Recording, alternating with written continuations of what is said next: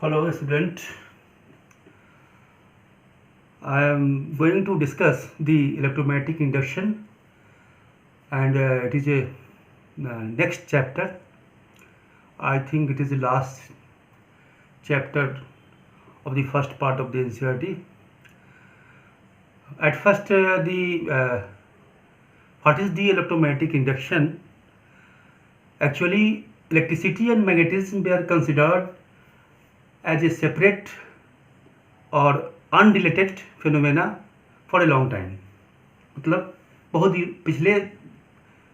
पूर्व में क्या था कि इलेक्ट्रिसिटी और मैग्नेटिज्म को हम लोग अलग अलग फिनोमेना मान रहे थे। But after the experiment performed by the Oersted and Ampere and few others established that the fact that when a charge is moving, it produces a magnetic field surrounding to that moving charge.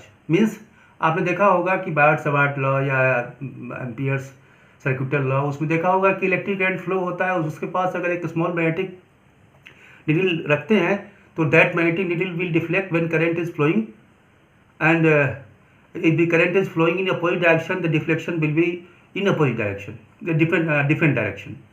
So we can on the basis of this we can say that the electricity and magnetism are not separate, but they are interdependent on each other. Now the question is that कि क्या अगर moving charge magnetic field create कर सकता है तो moving magnetic field क्या electric current create कर सकता है? This is the question. Now the converse of this is the moving magnetic field create is the moving magnetic field create the electric current by the on the basis of the experiment performed by the Faraday and Henry. It was established that when there is a change in the magnetic field, total magnetic field from a given current loop, given loop of a conductor, then an electric current will induced. मतलब कि अगर हम किसी loop में, conductor के loop के से पास होने वाले मैग्नेटिक फील्ड में चेंज लाते हैं तो उसमें इलेक्ट्रिक करंट फ्लो होने लगता है. This phenomena because there is no any source of electric current in that loop, so it is known as the induced electric current. इसलिए इसको हम लोग इंड्यूस्ड इलेक्ट्रिक करंट कहते हैं. And this phenomena is known as electromagnetic induction. For this to explain this electromagnetic induction, I am going to help some experiment, hypothetical experiment. We can say that here is a current loop and it is a galvanometer, and this galvanometer will help to detect the electric current and direction of the electric current. ये दो प्रकार से काम करेगा कि ये electric current के presence को भी बताएगा और इसके डायरेक्शन को भी बताएगा. यहाँ पर एक मैग्नेटिक बार मैग्नेट है जिसका north pole towards this coil है and south pole away from the coil है. And as we know there are magnetic field lines जो नॉर्थ पोल से निकल के फिर वो कंटिन्यूअस होते हुए साउथ पोल पे आता है, ऐसे. तो अगर इसके सराउंडिंग में अगर ये कॉइल है तो इस कॉइल से ये फील्ड लाइंस पास करेंगे. देखा क्या गया कि अभी जब ये दोनों स्टैटिक है तो यहां पर कोई इलेक्ट्रिक करंट यहां नहीं है, यानी it means there is no any deflection in the galvanometer. It proves that there is no any electric current when the relative velocity between this coil and the magnet is zero. यानी अगर कोई relative velocity नहीं है तो. now अगर इस magnet को हम towards this coil ले जाते हैं तो देखते हैं कि इसमें एक डिफ्लेक्शन होता है, और जब इस कॉइल को हम स्टॉप करते हैं तो ये डिफ्लेक्शन बंद हो जाता है। फिर अगर इसको हम अबे ले जाते हैं तो जब तक ये मोशन रहेगा तब तक यहाँ पर डिफ्लेक्शन होगा, और जब ये बंद कर देंगे तो डिफ्लेक्शन बंद होगा। लेकिन वो डिफ्लेक्शन की डायरेक्शन जब इस तरफ ले जाएंगे और जब इस तरफ ले जाएंगे तो then the direction of the deflection will be in opposite direction. अब हम इससे क्या कंक्लूजन पे पहुंचे उस पर हम डिस्कस करेंगे। पहले हम दूसरे एक्सपेरिमेंट की चर्चा करते हैं। तो एक बार और एक बात देखिए, अब दूसरे केस इसी में हम ये कह सकते हैं कि अगर इस कॉइल की ऐसी व्यवस्था हो कि it can move towards the magnet, static magnet, then there is also in deflection in this galvanometer, तब भी गैल्वेनोमीटर डिफ्लेक्शन होता है। तो हम इस निष्कर्ष पे यहाँ पर पहुँचते हैं कि अगर ये रिलेटिव वेलोसिटी अगर है तो यहाँ पर generation of the electric current होता है। अब हम लोग इस एक्सपेरिमेंट पे आए। इस एक्सपेरिमेंट में देखते हैं क्या कि ये हमारे पास एक कॉइल है, सर्कुलर कॉइल, और इसमें सीरीज में गैल्वेनोमीटर प्रोवाइडेड है, और यहाँ एक दूसरा कॉइल है जिसमें हम इलेक्ट्रिक करंट फ्लो होने के लिए एक बैटरी का व्यवस्था किया है। The polarity of this battery is positive and negative, so electric current will flow in this direction.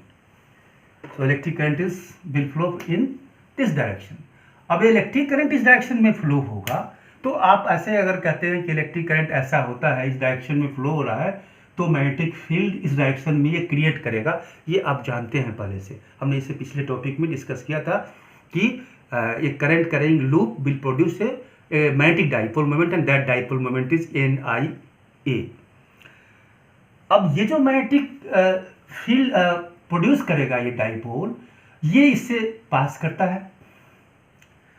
अब हम देखते हैं क्या कि इस समय में जैसे हमने यहाँ पर एक की प्रोवाइड किया और इस की अभी ऑफ है, and there is no electric current is flowing through this coil, तो इलेक्ट्रिक करंट नहीं होगा। Then there is not any deflection in this galvanometer, यानी कि इस गैल्वेनोमीटर में कोई डिफ्लेक्शन नहीं हो रहा है। अब हम क्या कर रहे हैं, देखिए हमने इसको की को ऑन किया, जिस इंस्टेंट में मैंने ऑन किया उस इंस्टेंट में ही केवल डिफ्लेक्शन दिखाई पड़ेगा इसमें, and this deflection will suddenly stop, वो फिर स्टॉप हो जाएगा। अब हम फिर क्या करते हैं कि इसको फिर हम अगर ऑफ करते हैं, तो अब क्या हुआ कि जिस समय मैंने ऑन किया था उस समय डिफ्लेक्शन हुआ, फिर डिफ्लेक्शन बंद हो गया। फिर जिस समय मैंने ऑफ किया उस समय फिर डिफ्लेक्शन हुआ, फिर डिफ्लेक्शन बंद हो गया। गौर करना है इस बात पे। And third type of experiment is this कि अगर हम इसको इसके पास मोशन में रखते हैं, इसको ऑन रखा, ऑन है ये, और इसको इसकी तरफ मोशन में रखते हैं, तो देखते हैं डिफ्लेक्शन होगा। और अगर इसकी तरफ अवे रखते हैं मोशन, तो तब भी डिफ्लेक्शन होगा, लेकिन अपोजिट डायरेक्शन में होगा। और इलेक्ट्रिक करंट फ्लो है, लेकिन अगर हम इसमें रिलेटिव वेलोसिटी नहीं है तो डिफ्लेक्शन नहीं होगा। रिलेटिव वेलोसिटी का मतलब है कि अगर ये इसके रिस्पेक्ट में चले या ये रिस्पेक्ट में चले या दोनों रिस्पेक्ट में चले, लेकिन रिलेटिव डिस्प्लेसमेंट हो। अब थर्ड केस भी हो सकता है कि इन केस अब कहे कि ये एरिया अपने आप छोटा या बड़ा हो सकता है, ये एरिया छोटा या बड़ा हो सकता है, ऐसी व्यवस्था हो। एक वर्चुअल केस एज्यूम कर लीजिए कि एरिया कैन बी इंक्रीज्ड और decreased, then there will also a deflection in this galvanometer, तब भी डिफ्लेक्शन होगा। अब इस सारे जो हमने एक्सपेरिमेंट का डिस्कशन करेंगे कि क्या हो रहा था। चलिए अब हम देखते हैं क्या कि एक्चुअल में अगर हम इसको इसके पास लाते हैं, तो ये जो जब हम यहाँ इसके पास लाएंगे तो बहुत सारे फील्ड्स अभी इसके जो होंगे वो बाहर भी हो जा सकते, बाहर होंगे, ऐसे भी होगा, बहुत सा फील्ड बाहर भी होगा। जब इसके करीब लाएंगे तो इससे गुजरने वाले जो फील्ड्स हैं, फील्ड लाइंस है, उसकी नंबर बढ़ेगी। और जब इससे गुजरने वाले मैग्नेटिक फील्ड स्ट्रेंथ बढ़ेगी, यानी नंबर फील्ड लाइंस बढ़ना मतलब फील्ड स्ट्रेंथ बढ़ना, तो इसमें डिफ्लेक्शन होता है। यहां पर क्या है, इंक्रीजिंग द फील्ड। जब इसको अबे करते हैं तो डिक्रीजिंग द फील्ड। लेकिन क्या हो रहा है, डिफ्लेक्शन अपोजिट डायरेक्शन, लेकिन डिफ्लेक्शन हो रहा है अपोजिट डायरेक्शन हो रहा है। तो हमने इस कंक्लूजन पे पहुंचा कि ये जो कॉइल है उससे पास होने वाले जो मैग्नेटिक फील्ड का स्ट्रेंथ है वो चेंज हो रहा है कि नहीं हो रहा है। हाँ, अब हम डायरेक्शन ऑफ इलेक्ट्रिक करंट, जो induce direction of electric current होगा वो चेंज होने में इंक्रीज हो रहा है तो अलग होगा और डिक्रीज हो रहा है तो अलग होगा। यहां हम आते हैं, इस एक्सपेरिमेंट में आते हैं। पहले मैंने कहा था कि इसको मैंने ऑफ या ऑन जिस समय किया, तो जिस समय ऑफ किया कोई फील्ड लाइंस इससे पास नहीं करेगा।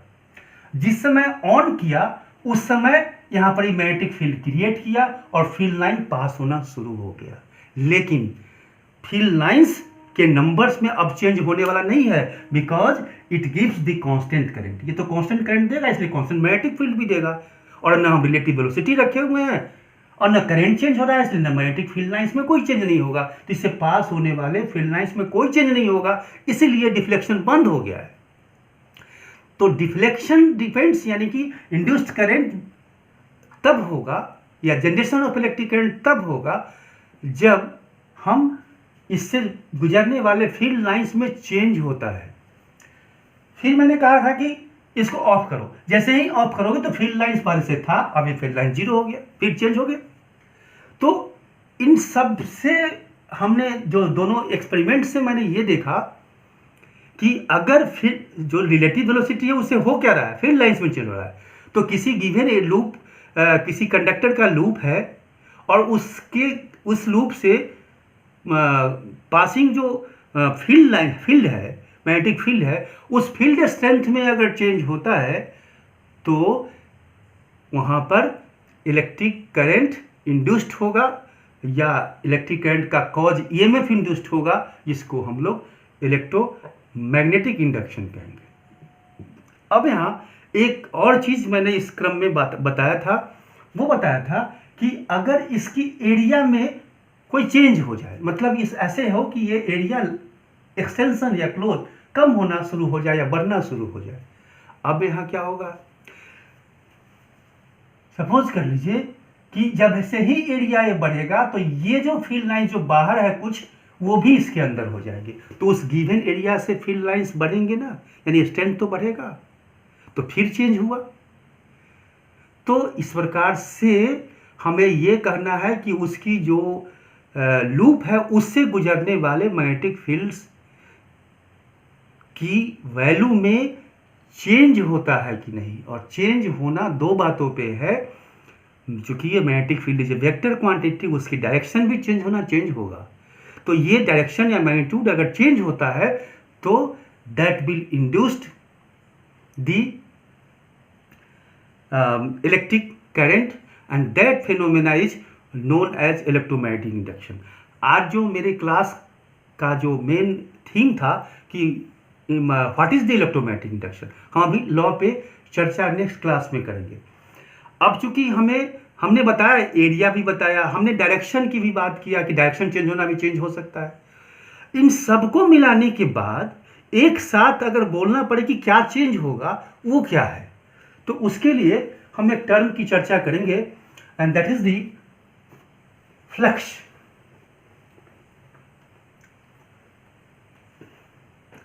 हालांकि हम इलेक्ट्रिक फ्लक्स जब हम गॉसेस थ्योरम या लॉ पढ़ा रहे थे उस समय भी किया था, लेकिन एक बार देख लीजिए आप, जो इलेक्ट्रिक था मैग्नेटिक था, और मुझे कई स्टूडेंट से ये मिला था कि हम उसकी फिजिकल मीनिंग नहीं समझते हैं।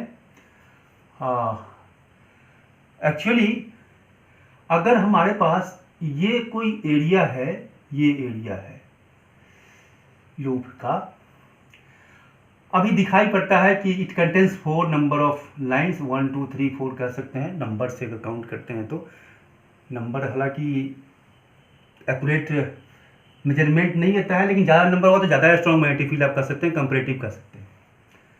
अब यहाँ तो अब इसी एरिया को हमने थोड़ा सा ऑब्लिक कर दिया।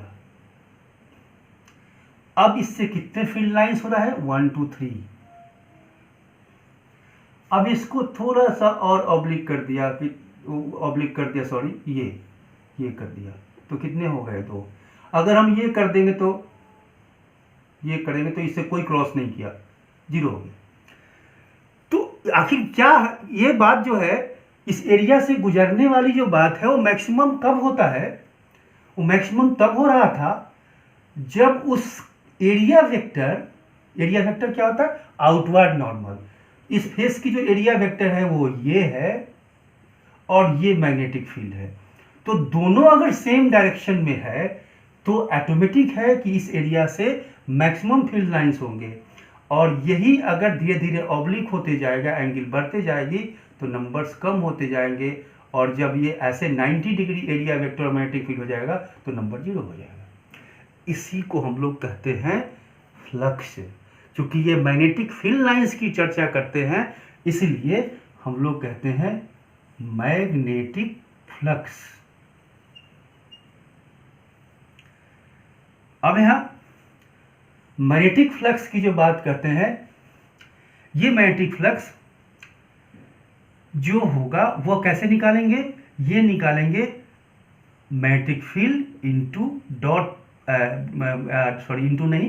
Product of the area vector, it is the BA cos theta. When this theta is 0, the value of this flux is the maximum, because the value of cos 0 is 1, and so it is the BA and it is the maximum value. When theta is 90 degree, then this magnetic flux is equal to BA cos 90, so it is 0. तो हम यहाँ पर कहेंगे कि magnetic flux is the B dot A और it is the BA cos theta. तो हम इस थीटा के द्वारा कह सकते हैं कि फ्लक्स की वैल्यू क्या होगी। तो मैंने जो इस सब में बताया क्या कहे कि हमको यहाँ मैग्नेटिक फील्ड चेंज होगा, एरिया चेंज होगा, तब भी उस एरिया से पास होने वाले मैग्नेटिक फील्ड चेंज हो सकता है, एंगल चेंज हुआ तो डायरेक्शन चेंज होगा। तो ये सब कुछ हो गया इसमें, इसीलिए अब हम इसको ये कहेंगे कि किसी गिवन लूप से जो मैग्नेटिक फ्लक्स है, उस मैग्नेटिक फ्लक्स में अगर चेंज होगा तो that will be the cause of electromagnetic induction. And electromagnetic induction means जब इलेक्ट्रिक करंट फ्लो होगा तो ऑटोमेटिक है कि उसके करस्पॉन्डिंग कोई EMF होगा, तो उसको हम लोग कहेंगे इलेक्ट्रोमैग्नेटिक EMF, और जब उसके करस्पॉन्डिंग जो इलेक्ट्रिक करंट होगा उसको हम लोग कहेंगे इलेक्ट्रोमैग्नेटिक इलेक्ट्रिक करंट। और ये एक हिस्ट्री माने फिजिक्स की हिस्ट्री में बहुत बड़ा कंट्रीब्यूशन था हेनरी और फैराडे का, जिसके बल पे आज हम जनरेटर या डायनमो या जो ट्रांसफार्मर इवन हम लोग जिसका यूज करते हैं, और ये हमारे मॉडर्न टेक्नोलॉजी का जान है कह सकते हैं। तो अब हम नेक्स्ट क्लास में I will discuss the Faraday's law of electromagnetic induction. Thank you.